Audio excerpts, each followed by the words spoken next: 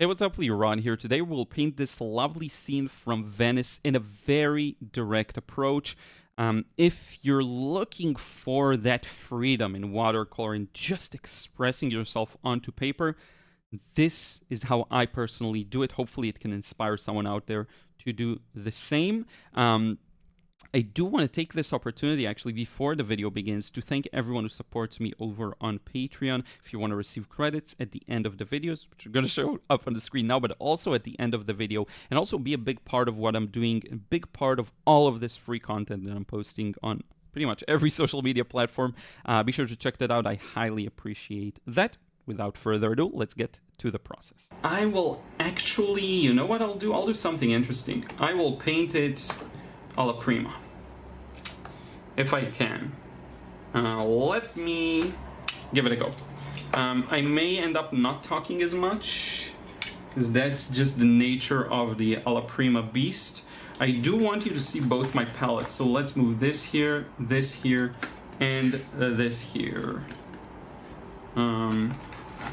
It's okay. Something like that.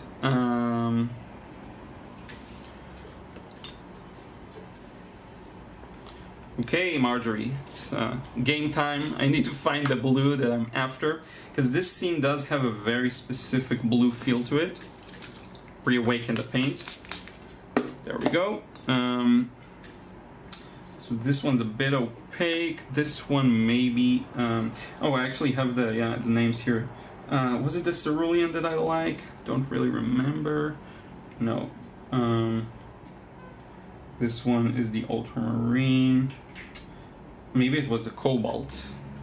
I'll just need to play around with them to figure it out. Yeah, cobalt. Thank you. Cobalt blue. Poisonous cobalt. And we'll get to it. We will just get to it. The only disadvantage of cobalt is just how, aside from it being quite toxic, right? It's a little harder to reawaken. That's the one thing.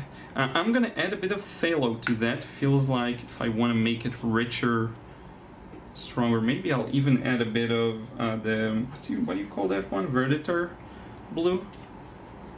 But this is alla prima. It's just a mess. Expect a mess from here going forward. Just want to get the sky out of the way. Yeah, that's a nice blue.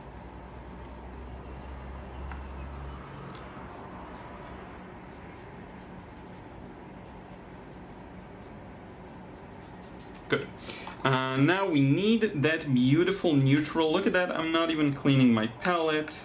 Let's add some yellow. Ooh, it's green now. Let's add some red. Ooh, it's like a dead brown. Let's add some more yellow and some more red. What did we get? A nice little warm.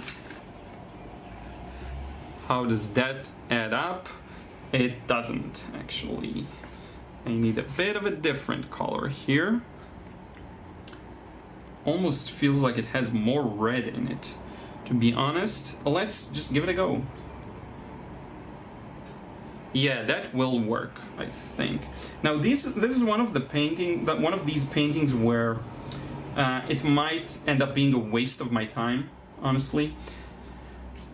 I don't know why these scenes where there's a strong blue and strong warms. Lately, I don't really find them successful, to me at least. I don't know why they don't work out that well for me. But we'll see, you know. I'm not gonna decide that it's not gonna work. I think it still has a chance. Let's feed it with some water. Feels like it should look kind of dead and muted in some spots. There we go. And here it almost gets a little grayer, interesting enough. Yep, that looks right. So I'm gonna work my way around the windows. Let's see what we can do here. There's this beautiful kind of yellow spill almost under the windows, so let's get that in there.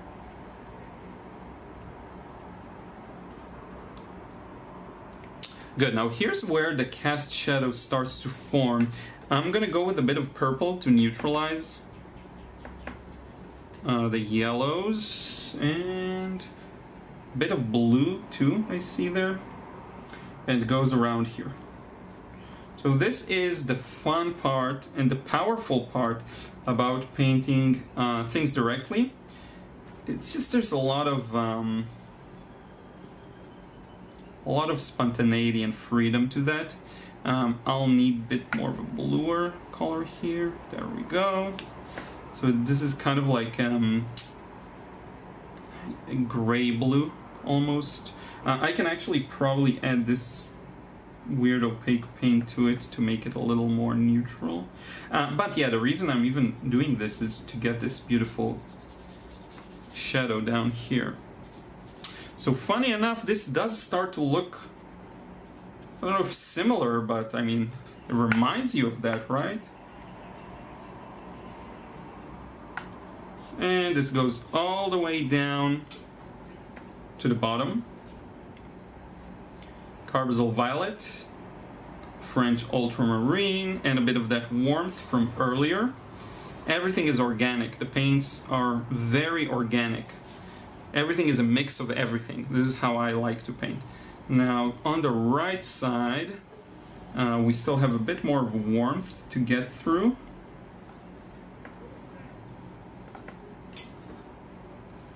It's more muted though, like this.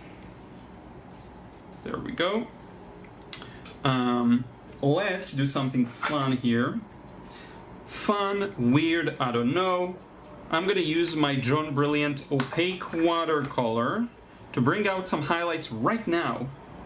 Well, some parts are still wet, some parts are not, I don't know.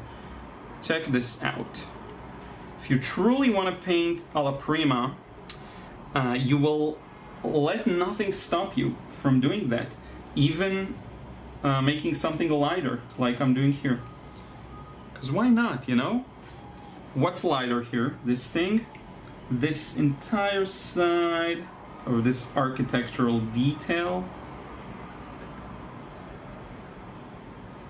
Good.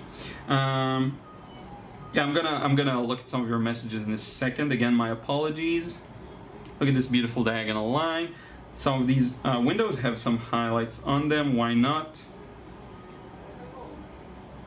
And I can add the more, you know, specific ones later on. For now, this is just kind of a quick thing. Some of them are not warm, but rather just pure white. Designer's gouache could help us with that. Let's close this for now. And look at the window. I'm gonna take some time to work on this window because I love the way it looks. So, red is pretty dominant here.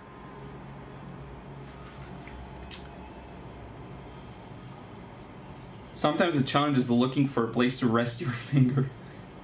So you see this beautiful, beautiful red.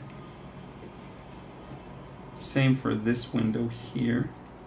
But again, this is alla prima. We're not worried about silly things like, you know, letting the paint dry in some spots before continuing, and we don't need any of that. We're just placing the colors in. See? Just like so. Gonna make it a little green, right? Some green windows there. Let's see if this is even close to it. Looks close, so why not use that? Some of the dark greens. Now it's a matter of, honestly, how much patience you have to go over the details again and again and again until you're satisfied. That's what it's gonna be. How far can you push it to look like the thing in your vision? I feel quite patient, actually, so we'll just do it. This goes here. This is complete shrouded in complete darkness down below. Actually close to the edge here too. And there's something very liberating about painting this way, see? you get an immediate feedback loop of what it looks like. Is it accurate? Is it, what am I missing here, right? Now I want to get a bit more flow for this cast shadow that's really beautiful on the right. It goes into this sharp little shape that, by the way, has some smooth edges. If I can smoothen these out, don't need to highlight here. Here we have this beautiful red detail. Alla prima. Everything alla prima. And then its cast shadow looks really cool too. Just goes boom like this. Now here we do have a gentle greenish color that should be quite light, not dark. So I'm going to use a thin glaze here too, but look at the middle section, right? That's dark. And I'll probably take a break in a second just to assess the situation. Now, one thing that really helps me is I have some experience in mixing colors, so I know what I'm mixing pretty much. Let me go ahead and I want this to be blue. Can't really hesitate here.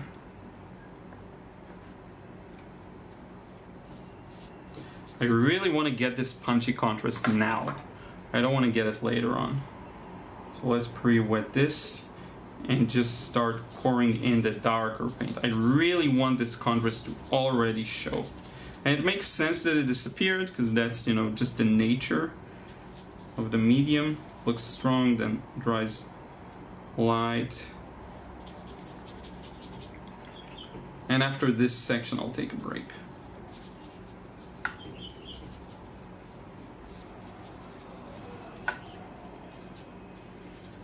These small white gaps here drive me crazy because my paints are relatively dry. That happens. Can I get some wet and wet dark action down below? Yes, I can. So again, I'm looking at this very painterly, very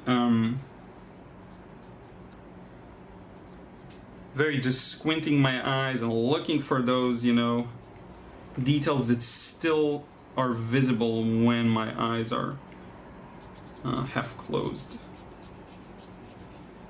So, you know, if you're gonna paint alla prima, don't kid yourself. Actually go for it, you know. Don't pretend. It's okay to paint alla prima. And we'll get this beautiful bridge here. Actually, let me switch to a smaller brush. It's gonna make it a lot easier.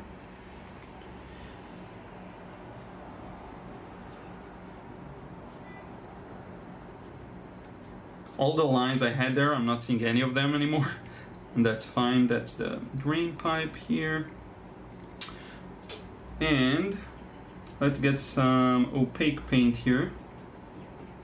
I had it left over on the palette from a previous process. See here, like that. Get some of these details in. Let's take a break. Let's let this dry fully and then we will continue. Hopefully that makes sense what happened so far. I'm gonna zoom out a bit. Okay, we're good. So let's make sure you can hear me. As soon as I'll hear my voice through the phone, I'll know for sure. So now this should be pretty much fully dry and I'll start placing in these lovely shadows. So first we have this thing, comes from the top here, diagonally. Okay, we're good. Good, you can hear me. And then look at what happens. It goes down like this, all the way based on the shape of the building. And you see how working with the brush with its side really helps get that effect. And there we go. And it has some of these beautiful shapes accompanying it. So we have a shadow from here that travels to the right, travels over the drain pipe, connects to this shadow, boom, like that. We have this kind of random shape. We have a shadow underneath here with long stretching shadows here, all of these small details. This is a beautiful shadow I really like. And let's drop this shadow here, bit of shadow here, a bit of a shadow on the windows themselves, like so. And you see how it starts to come to life, slowly but surely. Now, the better you are, the more you'll be able to get these things in the first go, but it's not that easy for me still.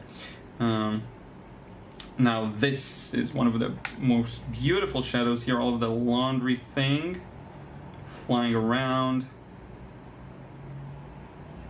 And that's going to connect fully to this side. Add a bit more of these two blues. There we go.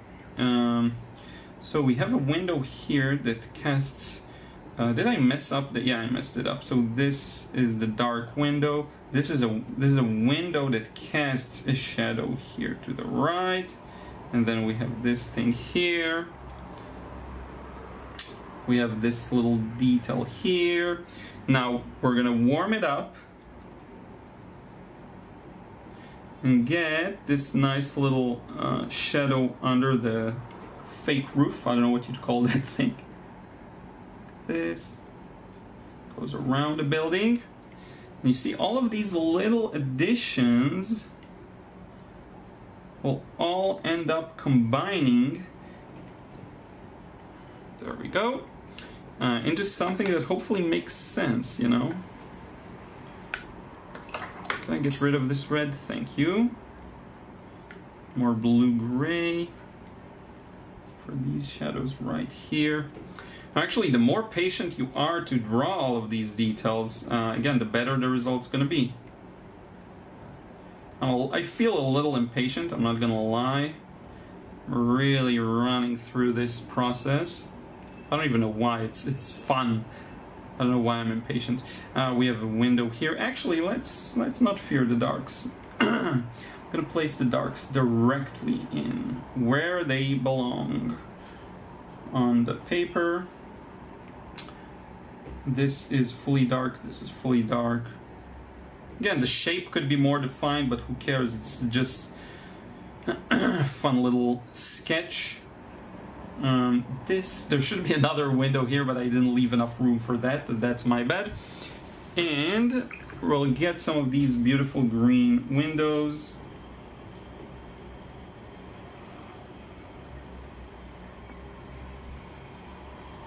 There we go. Green, green. There's a laundry thing here, some clothes. Some warm, some cool. I know the chat may obstruct this a bit. That's fine. Let's do this kind of thing here. We have this nice yellow shirt going over here. Yes. Now I want to show you something fun. If I take my designer's gouache, look at how much depth I can add by adding the highlights. It's not a heat gun, Escorbet, it's actually a hair dryer. It goes... It's really bad. So you don't want me to leave the audio on, trust me. Not for this one. A bit of a highlight here, like that. I'm just gonna reinforce some of these using a mix of the color and some more water. But the main thing I wanted to show you is look how cool this could look. Just adding the reason for this shadow. Why do we have a shadow here? Well, because we have the drain pipe, right? And I'm just using that gouache as is. Now, what happens here at the side of this window? Look at that. That's an important highlight because it tells the story where light comes from. This should be light, like so. Let's do, here, we have some minor highlights in red on these windows. Maybe it should be a little lighter, actually. Around here, see these? all of these small details together bring out. We have this thing here, the rope.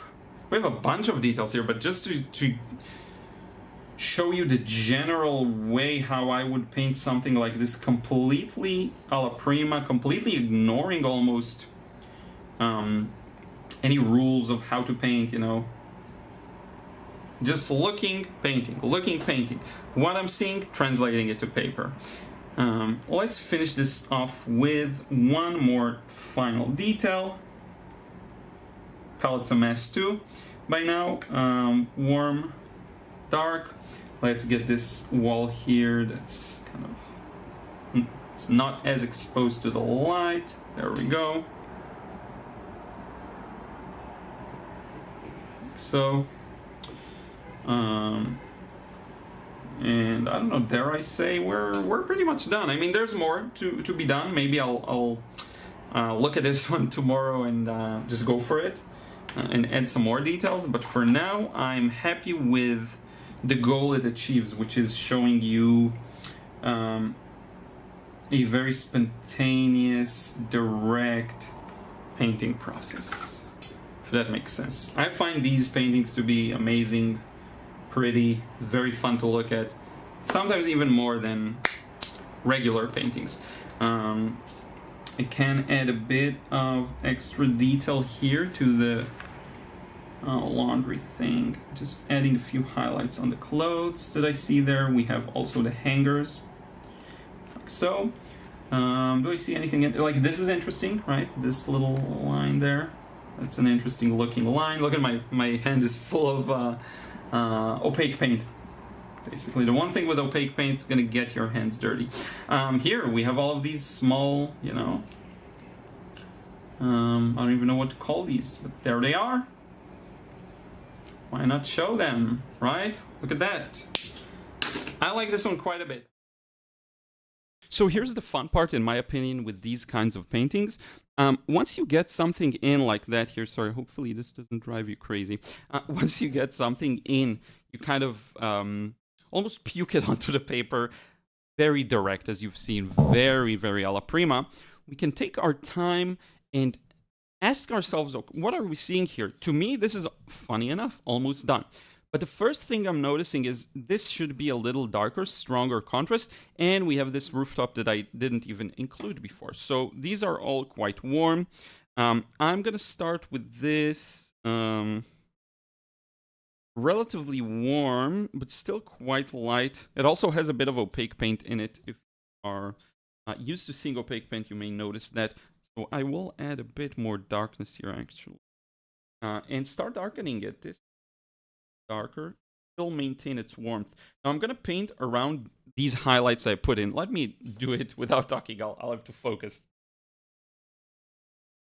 Worst case, I'll change audio to the camera above.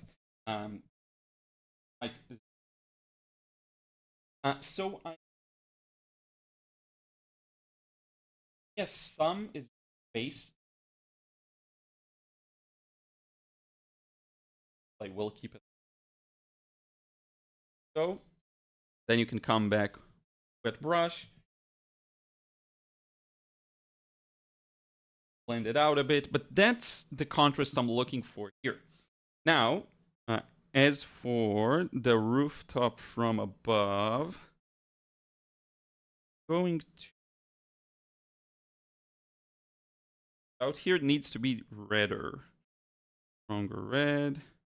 There we go, and place it in. This. Now you'll notice this part is a really bright color. I actually have that kind of a bright color here. This orange, which is a cadmium red light kind of feel. If I bring out enough of this paint for it to really be almost used opaquely, look at what happens once I place it over the paper. It is visible, right? You might have seen this in my challenge to paint using media. Now, once this dries, it may be too light. We can revisit that later on. But the whole deal now is just to gradually bring this painting to a stage where it's done. And I've been really charmed by this subject matter, and I'll definitely paint a more detailed version, larger, but still quite alla prima at first couple of stages, because I love that. So for example, we have this window here, right? Now I like to look while I have this paint in my hand and see where can I add more of it, just because to be effective, right? To be efficient with my time and everything. This looks kind of similar. I'll add here.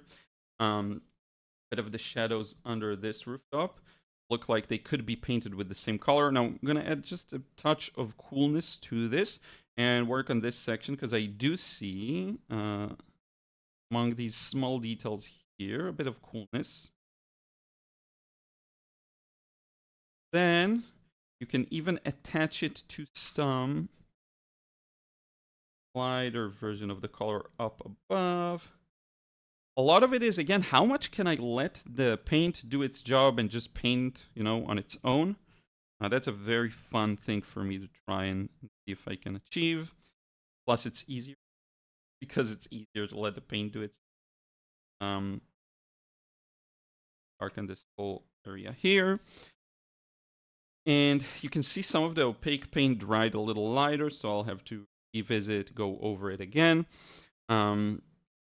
But I'm just thinking, okay, so I see some of these, the laundry details, so I have a bit of a, let's just get those in there. So a bit of a blue, right? Maybe you can add a few of the same color, just again, to be more effective and efficient. You have a bit of red cloth here, looks like pants. Smaller. And all of these details we're adding right now will start justifying our shadows. Really cool. So I'm going to add a bit of green just for fun here. Maybe someone has a green shirt. And of course, we cannot without some yellow too. So I'm using some really thick yellow palette here. And just placing in maybe some darker clothes, because that, if anything, that would be a common color. And you can also use it to start adding in some shadows onto the clothes. So the shadows will do a lot of the storytelling for us in form of folds in the clothes and all that. And now if I start examining it, let's freely use our white gel pen. I do see there's quite a bit of a highlight here above the window, even below it. If I want to be more accurate here, quite an interesting triangular highlight, goes like this, even more than angled, and I placed it initially. A bit of it here that I did place, a bit of it here. That's nice. The more you can just add little details, the better. Now, obviously, if I could skip all of these highlights at first, that would be ideal. And you know what? I may end up using some masking tape and even masking fluid for the larger version of this painting, just so that I can get more of these highlights the first time around, not have to bring them back. Here, if we do want to bring in some lighter opaque paint to use for these highlights that we lost. We lost a lot of these added last time. I'm not going to take this fully to completion. Again, this is kind of an experiment. But I did want to add upon the things you saw in the live stream and just make it make more sense, So I'm going to add a bit of my John Brilliant and PWC, but just a bit for the warmth. I'm actually looking for a light highlight and a lot of flow, and the gouache has better flow. This color is very hard. Physically, it's hard to mix. It's very thick. And so you see, I'm adding this highlight here.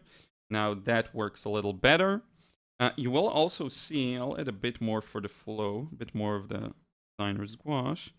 You'll also see here this beautiful wavy pattern. You could use it, use the white gel pen for it. I may. Actually makes a little more sense. I can save it for the larger shapes, but all of these small details that are highlights, within the light. Even here, like this lines outside the window. Now, if they're too strong, tap them out a little bit, but they are there, so when we want to show them. And things don't have to be like spot on to read well.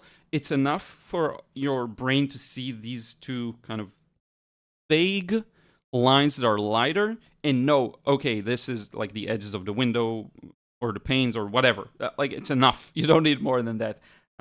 That's where, you know, our brains are geniuses, and it works in our favor because we can do less, let them picture.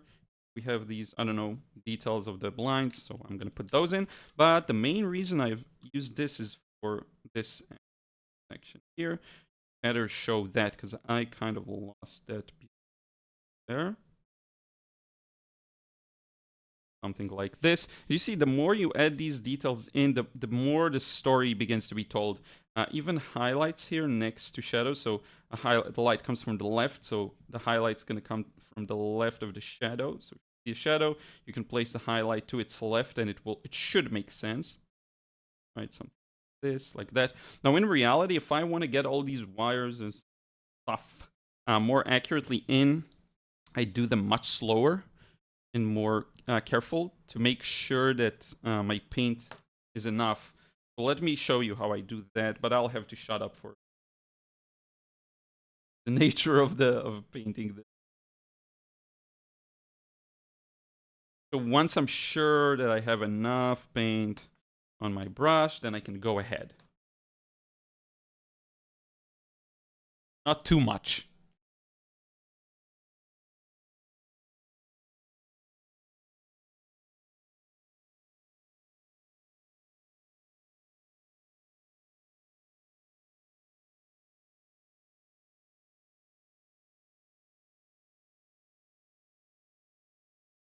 This group I can paint as a group, by the way.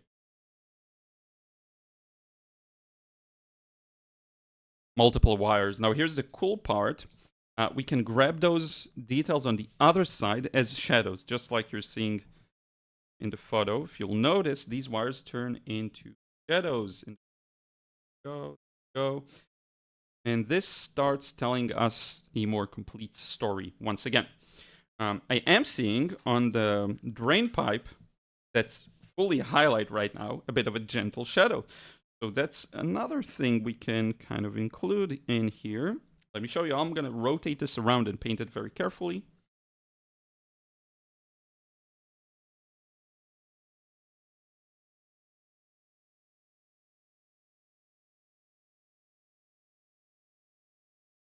There we go. And if it's too strong, which I think it's okay, you can also go like this, just dab a bit of it out. But you see it starts feeling a little more anchored in reality. Now, one big thing you can do to start enhancing more of the impression, this is something I don't talk about a lot, so a good concept I think to have in mind. Not as a technique to use, but rather something to think about. Think about highlights, mid values, and shadows. So right now we've completed a lot of highlights, maybe some mid values too, also some shadows. I feel like there are more shadows to get in there. So if you look at these windows, right, the bottom part, there are shadows there that we can start adding that will give it more depth, right? So if you scan the scene on all of its factors, highlights, and all of its value-related factors, highlights, mid-values, and shadows, you can start finding these details that are missing. So, for example, this here, this darker section here, as well as the darker sections that dry it a little lighter. So you see this starts, boom, bringing in more depth. Same here, you see these reflections on the window, whatever they are. There you go. Same up top here. Now I noticed not only in the window pane and the glass, but also in those red wooden parts. So I'm gonna mix a bit of warmth here. I actually need this to be quite saturated. I feel like the shadows are still quite strong in their color, and with those shadows in it also here.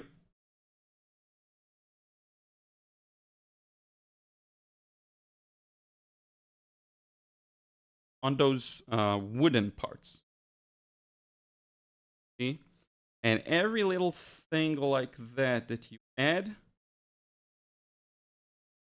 will enhance the final impression. And while I have this paint in my hand, I like to look around and see where I can include it too. So I like, for example, I see this I already put it in here, but there's another kind of vase thing here, so why not put it in? Even though it could benefit from this orange.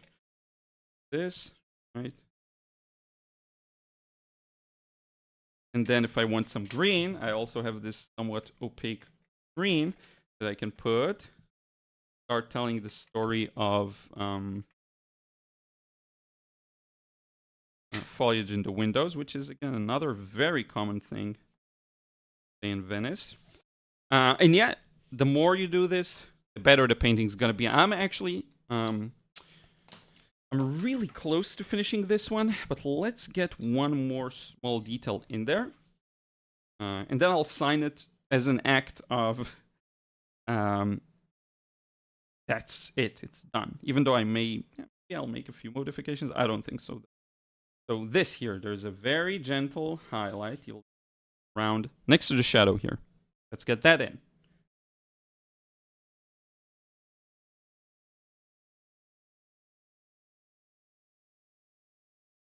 And that tells us the story of the wall facing the other way. Want to enhance that, we can include details again with a pen or whatever.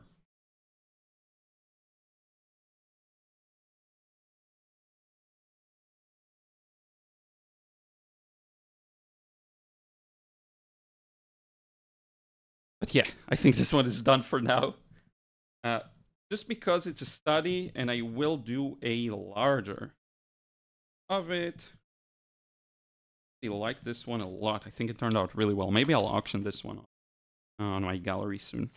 But in any case, thank you so much for watching. Again, the more you push, the more you add, the more you include, the more you go section by section, ask yourself, what am I seeing? What do I want to express? The more you do that, the more you'll push the painting from a point where it's vague, you're unsure of what to do, there's a lot of uncertainty, to a point where you really like it and you like the end result. I will keep you definitely posted if I do another larger version. If it turns out great, I'll of course post it on Instagram and other places.